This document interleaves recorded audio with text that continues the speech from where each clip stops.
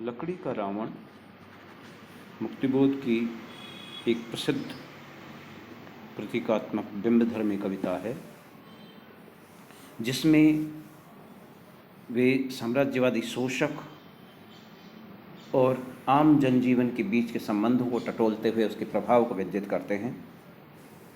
वस्तुतः एक पौराणिक प्रतीक है रावण, और वो भी लकड़ी से बना हुआ। हर वर्ष दशहरे विजयदशमी के अवसर पर हम लकड़ी के बने हुए रावण का दहन करते हैं, लेकिन मुक्तिबोध प्रेरित भी ऐसा ही कह रहे हैं कि वास्तव में रावण जैसा बड़ा अपने आप को शक्तिशाली वैसा मानता था, वो वास्तव में खोखला था। लकड़ी का बना हुआ आशय है कि उसमें कोई मजबूती नहीं थी। वो थोड़ी सी आग की चिंगारी देते ही जल सकता था। आग ने ही जलाया उसे, चाहे लंका दहन हो या नाभि में राम के अग्निबाण से हो। उसका खोखलापन बाहरी दिखावे को द्वंद्व के माध्यम से उभारता है। बाहर उसका दंभ और दिखावा, सोना चांदी, सारी गर्वोक्तियाँ और सब लोगों को दबा करके रखना, लेकिन भीतर भीतर उसका खाली खोखलापन। लकड़ी का पुतला रावण एवं उसका भीड़ द्वारा हर बार दहन किया जाना लोक परंपरा का वर्गीय चेतना के रूप में प्रतीकात्मक प्रयोग है। ये एक लोकतांत्रिक प्रयोग भी है। साम्राज्यवादी सूचक दंभ की हास्यास्पद परिणति का चित्रण करते हुए इस कविता में मुक्तिबोध जनसंपर्क से पूर्णतः कटे हुए रावण का चित्रण करते हैं, जो कि एक सामाजिक अहंकार का यथार्थ रक्तपाई वर्ग का शीर्षस्थ एक पुतला है। रावण वह आत्म प्रवंचना के कवच और अहम के मनन की दंभपूर्ण शांति का प्रतीक है, संस्थापक है। वास्तव में वे समाज व्यवस्था के पिरामिड के सबसे नोक पर, ऊंचाई पर बैठा हुआ है, जिसके शोषण से पोषित होता है। पर जब जनाधार जनजीवन को आंदोलित होकर हिलता है, तो सर्वाधिक भयभीत भी यही रावण ही होता है। इतनी ऊंचाई से उसका गिरना, जलना, नष्ट होना उसे अपनी सुविधा जीविता से अलग होने प्रतीत होता है, और वह दुखद और पीड़ादायी लगता है, भयावह लगता है, डरता है। वो उसकी कल्पना मात्र से कांपने लगता है, थरथराने लगता है, उसका अहम क्षत विक्षत होने लगता है। ये जन आंदोलन के लहरीले असंयम को वह गैर कानूनी जन आंदोलन घोषित करके लांछित करता है, गालियां देता है, उसे दबाने की कोशिश करता है, लेकिन दबा नहीं पाता। अंततः प्रभाव उसी पर होता है। ये सत्ता के शिखर पर बैठे हुए पूंजीवादी प्रतीक हेनरी फोर्ड के शब्दों में कभी उन्होंने कहा था, एक सिंबलाइज प्रतीकात्मक रूप में, कि मनुष्य मेरे लिए एक प्रशिक्षित बंदर से ज़्यादा महत्व नहीं रखता। मुक्तिबोध ने इसी पूंजीवादी साम्राज्यवादी शोषक अहंकार को बाहर से और जनांदोलन के उठते हुए ज्वार के तनाव से उसके भीतर के अनुभव के आधार पर इस कविता में चित्रित किया है। यह अहंकार जो अपने कागजी आकार का बोध कर रहा है, वह अत्यंत संहारक शक्ति से लैस दिखाई पड़ता है। अणुबम वृक्ष के पात्र जैसे रावण में भी हैं, इसी प्रकार जैसे हम पुतले में कई पटाखे और कई बम लगा देते हैं, इस समाज व्यवस्था का जो प्रतीक स्वरूप रावण है, शोषक है, वो भी ऐसे दिखावे बहुत करता है। तलवारें चमचमाती, बंदूकें गड़गड़ाती हुई, तोपों की सलामी लगती हुई हमने बहुत देखे हैं, या फिर बड़ी बड़ी सेनाएं, उनके हथियार, शस्त्र, इसी प्रकार की शक्तियां उसके पास मौजूद हैं। पर अंततोगत्वा वह खुद ही उनसे खत्म होते हैं। ज़्यादातर हमने तानाशाहों, साम्राज्यवादियों को देखा है कि जीवन भर विश्व में वह इसी से दहशत फैलाता है, अपना प्रभाव और साम्राज्य फैलाता है, पर ऐतिहासिक विकास क्रम से उसे स्वयं को खोखला, अकेला कर देता है, और अंत में वह स्वयं ही भयाक्रांत होकर जलता है।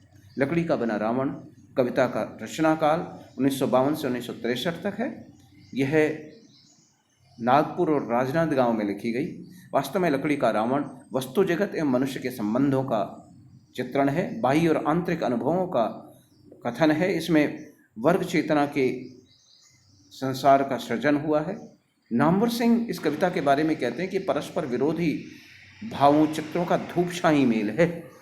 आचार्य रामचंद्र शुक्ल ने कभी श्रेष्ठ कविता के लिए कहा था कि उसमें विरोधी भावों का सामंजस्य होता है, किंतु मुक्तिबोध के यहाँ पर जहाँ देखो, सर्वत्र देखो, वहाँ पर ये विरोधी भावों का सामंजस्य या मेल नहीं है, उसकी तुलना में संघर्ष कहीं अधिक है जो उनकी कविता को बड़ा बनाता है।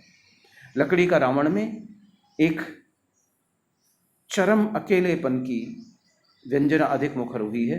मुक्तिबोध रचनावली में इस कविता का शीर्षक लकड़ी का रावण है, लेकिन चांद का मुंह टेढ़ा मुक्तिबोध का पहला काव्य संग्रह है, उसमें उसका शीर्षक लकड़ी का बना हुआ रावण है। अब हम लकड़ी के रावण कविता के बारे में कुछ पढ़ते हैं। उसमें जो अंश दिए हुए हैं वो विभिन्न बिंबों को उभारते हैं प्रारंभ से लेकर अंत तक। उसके मूल रावण के मनोवैज्ञानिक स्वरूप को जरूर अपने साथ में रखते हैं। एक मिथकीय रेखा स्केच तो है, लेकिन उसके भीतर का सारा रंग रूप और वो इतना आधुनिक है, आधुनिक समझ का है, मुक्तिबोध की अपनी समझ का है। प्रारंभिक अंश कुछ देखें तो दिखता त्रिकोण इस पर्वत शिखर से, अनाम अरूप अनाकार, असीम एक कोहरा भस्मीला अंधकार, फैला है कटे फटे कटे पिटे पहाड़ी प्रसारों पर, लटकती है मटमैली ऊंची ऊंची लहरें मैदानों पर सभी ओर, लेकिन इस कोहरे से बहुत दूर ऊपर उठ पर्वतीय ऊर्ध्वमुखी नौक पर एक मुक्त और समुत्तुंग उस शिखर पर खड़ा हुआ दिखता है एक देव पिता भव्य निशंग ध्यानमग्न ब्रह्म। मैं ही वह विराट पुरुष हूँ, सर्वतंत्र स्वतंत्र सच्चित, मेरे इन अनाकार कंधों पर विराजमान खड़ा है सुनील शून्य। दोनों हम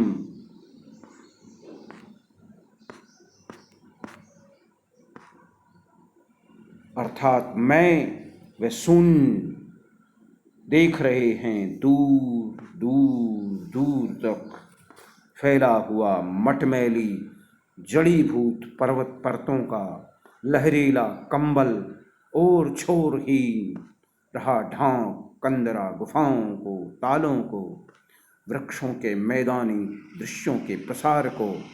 अकस्मात दोनों हम मैं वह शून्य देखते हैं कि कंबल की कोहरी लहरें हिल रही मुड़ रही। क्या ये सच है? कंबल के भीतर है कोई जो करवट बदलता सा लग रहा आंदोलन? नहीं नहीं, मेरी ही आंखों का भ्रम है। फिर भी उस आर पार फैले हुए कोहरे में लहरीला असंयम। हाय हाय, क्या है यह? मेरी ही गहरी सांसों में कौन सा है नया भाव? क्रमशः कोहरे की लहरीली सलवटें मुड़ रही, जुड़ रही, आपस में गुथ रही। क्या है यह? यह क्या मजाक है?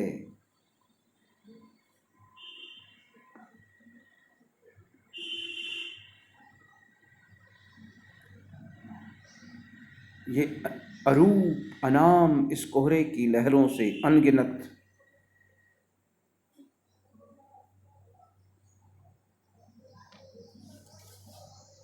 कई आकृति रूप बन रहे, बनते से दिखते कोहरे भाप भरे चेहरे, असंख्य असंख्य व उग्र। अजीब है, अजीब व गरीब है घटना का मोड़ यह। अचानक भीतर के अपने से गिरा हुआ कुछ, खसा कुछ, नसें ढीली पड़ रही, कमजोरी बढ़ रही। सहसा आतंकित हम सब, अभी तक समुन्नत शिखरों पर रहकर सुरक्षित हम थे, जीवन की प्रकाशित कीर्ति के क्रम थे, अहम हुंकृति के ही यम नियम थे। अब क्या हुआ यह? दुष्यः सामने हमारे घनीभूत कोहरे के लखमुख लखवक्ष शतलक्ष ये रूप, अरे लगे हैं घोरतर। जी नहीं, वे सिर्फ कोहरा ही नहीं हैं, काले काले पत्थर व काले काले लोहे के लगते हैं वे लोग। हाय हाय, कोहरे की घनीभूत प्रतिमा या भरमाया मेरा मन। उनके ये स्थूल हाथ मनमाने बलशाली लगते हैं, खतरनाक, जाने पहचाने से लगते हैं मुंहवे। डरता हूँ उनमें से कोई हाय सहसा न चढ़ जाए उत्तुंग शिखर की सर्वोच्च स्थिति पर, पत्थर व लोहे के रंग का यह कोहरा। बढ़ न जाए, छा न जाए मेरी इस अद्वितीय सत्ता के शिखरों पर, स्वर्णाभ हमला न कर बैठें खतरनाक कोहरे के जनतंत्री वानर, ये नरवे समुदाय, भीड़, डार्क मासेस, ये मॉब है। शाम वर्ण मूढ़ों के दिमाग खराब हैं, हलचलें गड़बड़। नीचे थे जब तक फासलों में खोए हुए कहीं दूर, पार थे कोहरे के घने घने शाम प्रसार थे, अब ये लंगूर हैं। हाय हाय शिखरस्थ मुझको ये छू न जाएं, आसमानी शमशीरों बिजलियों, मुझे मेरी इन भुजाओं में बन जाओ ब्रह्म शक्ति। पुच्छल ताराओं टूट पड़ो बरसो, कोहरे के रंग वाले वानरों के चेहरे विकृत असभ्य और भ्रष्ट हैं, प्रहार करो उन पर, कर डालो संहार। अरे अरे नभमुखी नभ चुंबी शिखरों पर हमारे बढ़ते ही जा रहे चढ़ते, हाय हाय अब और घिरा हूँ, सब और घिरा हूँ, सब तरफ अकेला शिखर पर खड़ा हूँ, लखमुख दानव सा, लक्ष्य हस्त देव सा, परंतु ये क्या आत्म प्रतीति भी धोखा ही दे रही। स्वयं को ही लगता हूँ बांस के व कागज के पुट्ठे के बने हुए महाकाय रावण सा, हास्यास्पद भयंकर। हाय हाय उग्रतर हो रहा चेहरों का समुदाय, और कि भाग नहीं पाता मैं, हिल नहीं पाता हूँ मैं, मंत्र की रीत सा भूमि में गड़ा सा जड़ खड़ा हूँ। अब गिरा तब गिरा इसी पल उस पल। ये मुक्तिबोध की कविता है लकड़ी का रावण। अब इसको अगर प्रारंभ से हम उसके बिंबों प्रतीकों के साथ में उसकी अर्थ छवियों को देखें तो उसके भाव प्रसार को महसूस किया जा सकता है। कविता का प्रारंभ सामाजिक ढांचे की पहचान के साथ होता है, और ये नज़रिया किसी साम्राज्यवादी शोषक का है। लकड़ी का रावण पूरी कविता में स्वयं बोल रहा है, उसका आत्मकथ्य है, उसका आत्मकथन है, दूसरा कोई चित्रण या संवाद नहीं है। सारा उसका लकड़ी का बना हुआ रावण या रावण जो प्रतीक है साम्राज्यवाद का, वो रियलाइज करता है इस समाज व्यवस्था को, उसके बदलते हुए स्वरूप को, उसके खुद के एहसास को, उसकी खुद की क्रियाओं को और अंत के परिणाम को, जन चेतना के स्वरूप को, उन सब का उसकी अनुभूति कैसी है उसको उजागर करता है उसका अनुभव। प्रारंभिक अंश अनेक अर्थ छवियाँ लिए हुए हैं।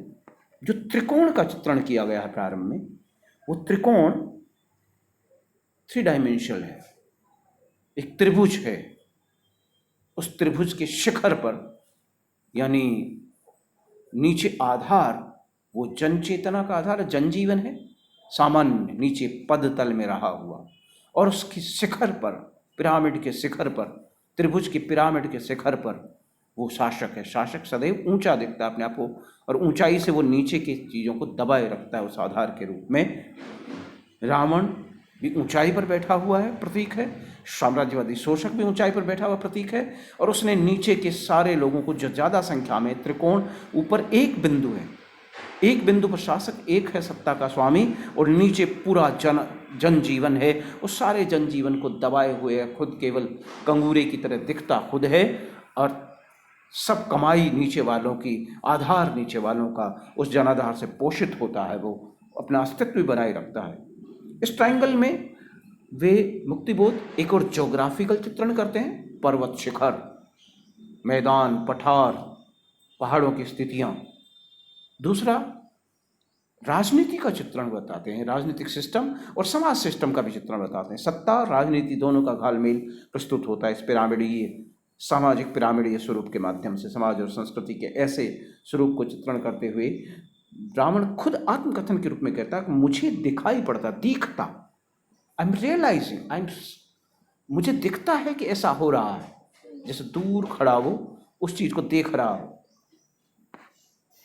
कि ये त्रिकोण इस पर्वत शिखर से, इस पहाड़ के शिखर से, ये त्रिकोण पहाड़ की ऊंचाई पर हूं तो नीचे दोनों तरफ फैला हुआ है और नीचे का जनाधार भी मैं देख पा रहा हूं, लेकिन जिसे मैं नीचे देख रहा हूं या मेरे इर्द गिर्द देख रहा हूं वो अनाम, अरूप और अनाकार है। आम जनता का कोई आकार नहीं, स्वरूप नहीं। पहाड़ की चोटी से पहाड़ पहचाना जाता है, ऊंचाई से पहाड़ पहचाना जाता है, उसकी नीचाई, उसकी तलहटी से पहाड़ की पहचान नहीं है, फिर तो पहाड़ खत्म हो गया। तो यहाँ पर वो अनाम है। कौन? जनता। आम जनता अनाम है, उसमें कोई विशेष नाम या किसी व्यक्ति विशेष की अलग व्यक्तित्व नहीं है। राजा का अपना व्यक्तित्व, शोषक का अपना व्यक्तित्व, साम्राज्यवादी का अपना स्वरूप का चित्रण है। एक मिल फैक्ट्री का मालिक में भी उसका मालिक का स्वरूप का चित्रण है, उसके जनता और उनका क्या, वो अरूप है, कोई आकार और स्वरूप नहीं है। राजा का अपना स्वरूप और आकार है, उसका दिव्य भव्य दिव्य पोशाखें, शस्त्र शस्त्र, सिंहासन, मुकुट। आम जनता अस्तित्वहीन सी लगती है, मिट्टी में मिली हुई जैसे, अनाकार, उसका कोई आकृति नहीं, कोई संगठन नहीं है। जनता संगठित हो जाती है तो शासन को चुनौती देती है, लेकिन यहाँ पर जनता तो बिखरी हुई है, रूपाकार नहीं, जैसे मिट्टी का कोई आकार और स्वरूप नहीं, चित्रण नहीं है उस रूप में। लेकिन दूसरी तरफ वो असीम है, उसकी कोई सीमा नहीं, चारों तरफ उसका फैलाव है आम जनजीवन के बीच में। और इस चित्रण को मुक्तिबोध